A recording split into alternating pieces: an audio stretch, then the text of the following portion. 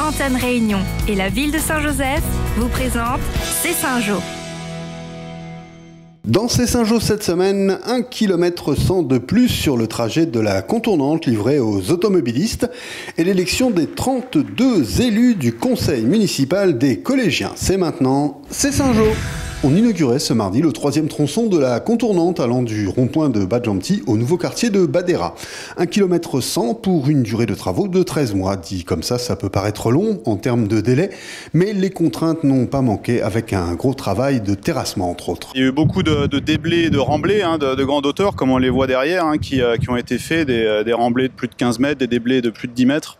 Donc ça a fait comme des volumes de matériaux à gérer assez importants, avec des caractéristiques qui n'étaient pas toujours très bonnes. Donc un gros travail de la part de l'entreprise aussi en saison humide, en début d'année, là, donc c'était assez particulier à ce moment-là. La dernière portion, qui reliera Sous-Bois-Noir à Langevin, devrait se faire de façon plus classique, même s'il est annoncé des ouvrages d'art sur cette portion. Le président de la région avait fait le déplacement pour cette ouverture. Il nous a précisé les enjeux de ce nouvel axe. Cette contournante, effectivement, est une contournante de dynamique économique, de dynamique urbaine.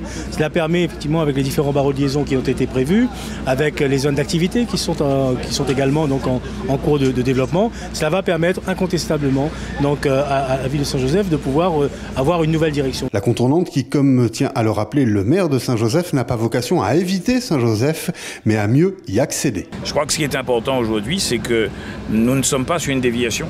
Nous sommes sur un axe de contournement et un axe d'interpénétration du cœur de ville, du centre-ville et de ce grand centre-ville. À terme, la contournante fera 5 km 400 de Manapani à Langevin et ces 9 giratoires devraient grandement faciliter les déplacements des automobilistes. La livraison, me direz-vous, d'ici 3 ans, si tout se passe comme prévu. Ils sont 32 élus et comme pour les grands, la parité est respectée. 16 garçons, 16 filles, élèves de 6e, 5e, 4e, représentant les différents quartiers de la commune. Le conseil municipal des collégiens vient en complément du déjà existant conseil municipal des enfants. Il s'agit là d'élèves de 6e, 5e et 4e qui vont travailler peut-être davantage en mode projet, qui vont comprendre comment les services communaux fonctionnent.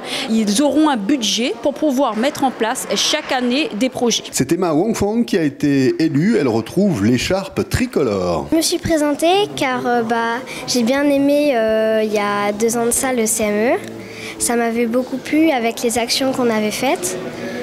Du coup j'avais envie de recommencer avec mes camarades de collège. La première commission se réunira à mi-novembre. Les nouveaux conseillers sont répartis en 4 commissions, sport, culture, loisirs, santé, avec en plus des spécificités liées à leur âge, comme la découverte des métiers, avec une présentation à différentes professions, ou encore le community college, la gestion des réseaux sociaux.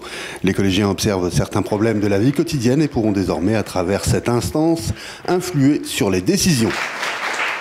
Solutionner, bien souvent, ce n'est pas donc prendre une baguette magique ou un diktat ou un arrêté d'en haut, c'est trouver donc, je dirais, des solutions de proximité. Et qui mieux que les jeunes collégiens demain pour trouver, par exemple, des solutions ou faire des propositions sur des sujets qui les concernent. Je pense que c'est important. Prochaine étape, le conseil municipal des lycéens.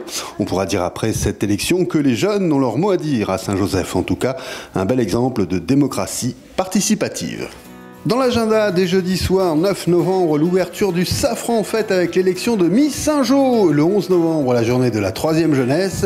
Et le dimanche 12, le trail du curcuma. Tous les détails du programme sur le site de la ville, saintjoseph.re.